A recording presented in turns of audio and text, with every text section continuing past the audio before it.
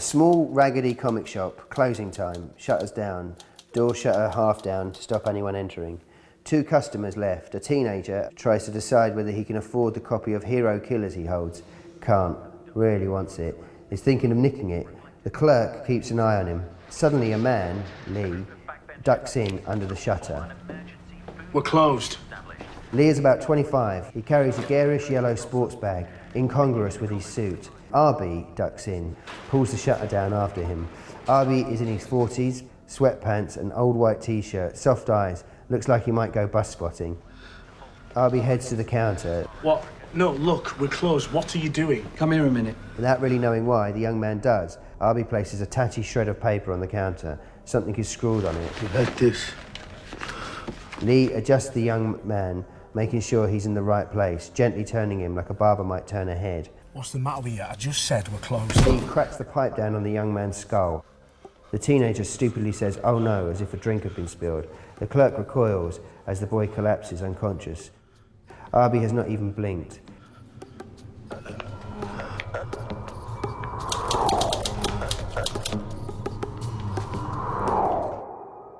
Whenever you approach violence, you have to approach it like it's violence. It should be shocking, it should be brutal, and it should be horrific. Violence in itself is, quite a weird thing because it forces you to look at things in a different way, doesn't it? It's actually a violent thing we're talking about. The world that we are suggesting will come about is a violent place. The violence in the programme reflects the violence that, people are exposed to on a wider scale, globally, nationally. That's explored in microcosm in the series. You need a threat of death, a threat of torture, the threat of mass killings is very real, and to do that in a tame way, if we didn't present, if there was a threat of violence but you never really saw it, but never really existed, I don't think it would be, you can't dilute that if you really want to impact on people. In certain situations it acts as a catalyst for the drama. Just from a story point of view, the network, it was important to sort of say that they would do anything to achieve their aims. It's a very extreme story, but yet Dennis Kelly, the writer, has managed to make it all seem fairly plausible. Very often in sort of conspiracy thrillers, they're cops or they're people that have got something to do with politics, or and they're also very capable, or they become very capable. And I wanted our guys not to be that capable, because I don't think I am. So I sort of thought, what would it be like if it was happening to me? I would sort of not know what to do, and I think, who do I talk to make it stop? What I like is that it's the group, I think they're a group of very, very normal people dealing with really, really extraordinary events, and watching what people do under stress and strain is, I think, as an actor, it's very, very interesting to play those roles. I believe my job as a writer is to create characters that I care very much about and then do shit things to them. That's sort of what the job is, really.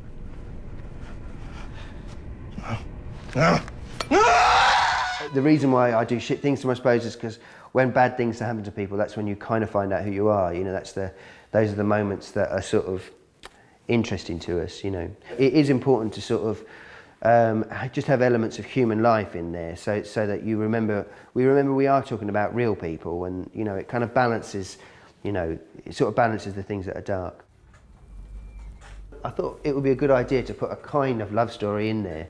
I felt it would be interesting to sort of see 2 people in this really extreme circumstances sort of kind of fall for each other. Love stories are amazing, but sometimes they're a bit, they make you a bit sick, and I didn't want that. They meet in the pub and they end up shagging that night, and it's really drunken and really messy. They're totally drunk, they're tearing each other's clothes off, and they get a bit stuck and they fall on each other, and in the end it doesn't work because the guy's too drunk. I wanted a sex scene, but I wanted it fucked up, to be honest with you. I wanted it sort of, I didn't want it to be easy. And also their relationship isn't that easy as well.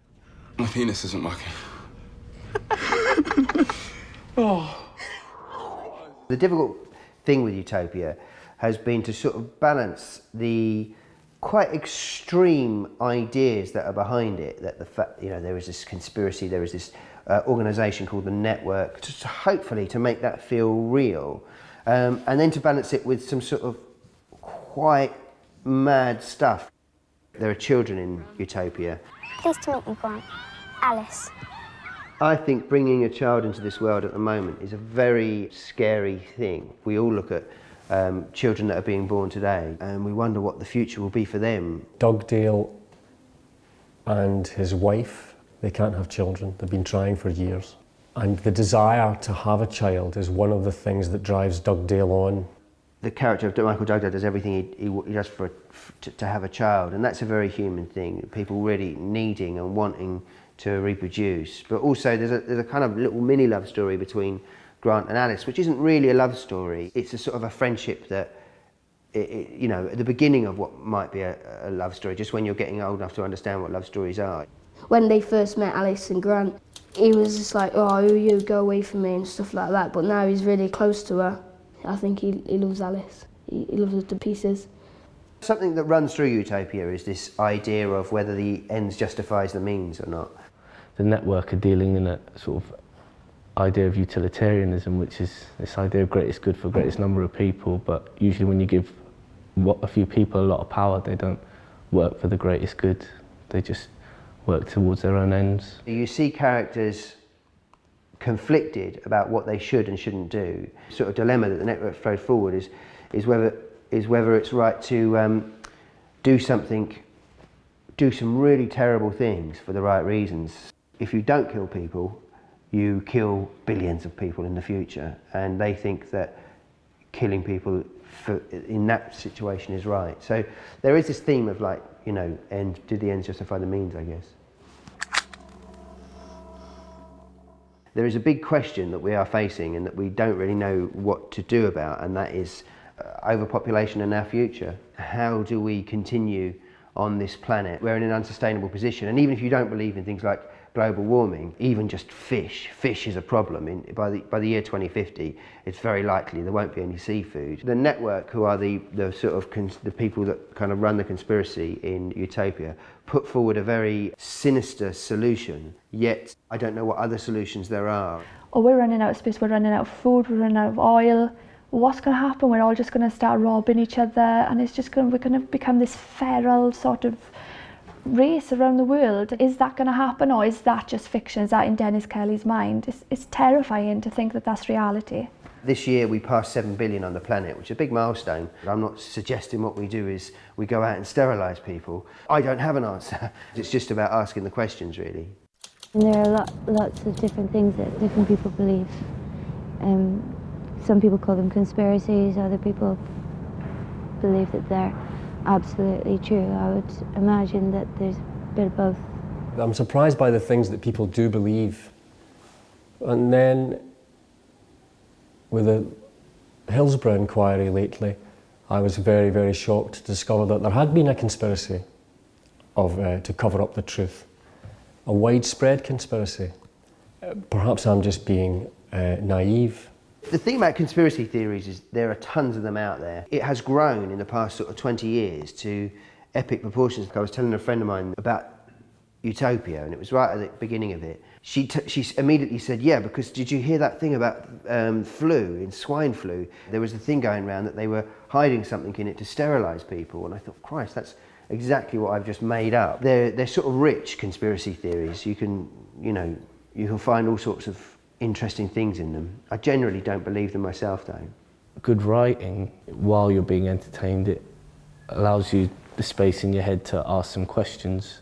As a writer, when you're writing something, you don't know all the answers. You're exploring a bunch of stuff. Hopefully you're exploring that with the audience and you're exploring it together. All society is a conversation that we are constantly having together, whether we're doing it in the street, in the pub, whether we're doing it through TV.